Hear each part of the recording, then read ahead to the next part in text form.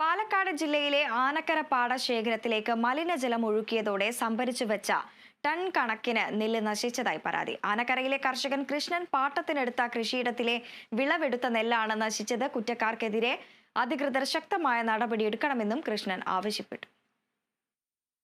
പാട്ടത്തിനെടുത്ത 9 ഏക്കറിൽ വിളവെടുത്ത നെല്ലാണ് സപ്ലൈകോയ്ക്ക് കൈമാറാനായി പാടശേഖരത്തിൽ സൂക്ഷിച്ചിരുന്നത്.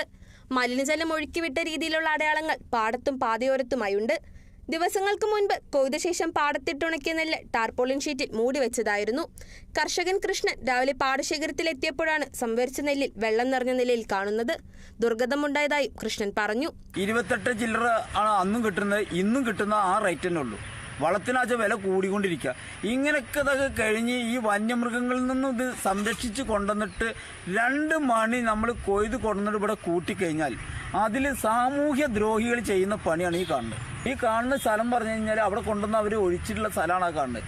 ഇത്രയും സ്ഥലങ്ങളൊക്കെ ഇതാക്കി ഇത്രയും എൻ്റെ നെല്ല് നശിച്ചിരിക്കുകയാണ്.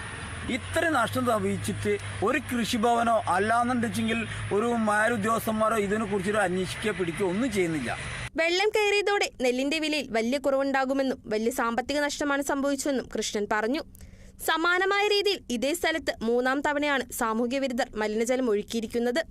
തൃത്താല മേഖലയിൽ ആളൊഴിഞ്ഞ പ്രദേശങ്ങളിൽ കക്കൂസ് മാലിന്യം തള്ളുന്നുണ്ടെന്ന പരാതിയും വ്യാപകമാണ്. വിഷയത്തിൽ കുറ്റക്കാർക്കെതിരെ ശക്തമായ നടപടി സ്വീകരിക്കണമെന്നാണ് ആവശ്യം. Kerala vision news, Palakkad.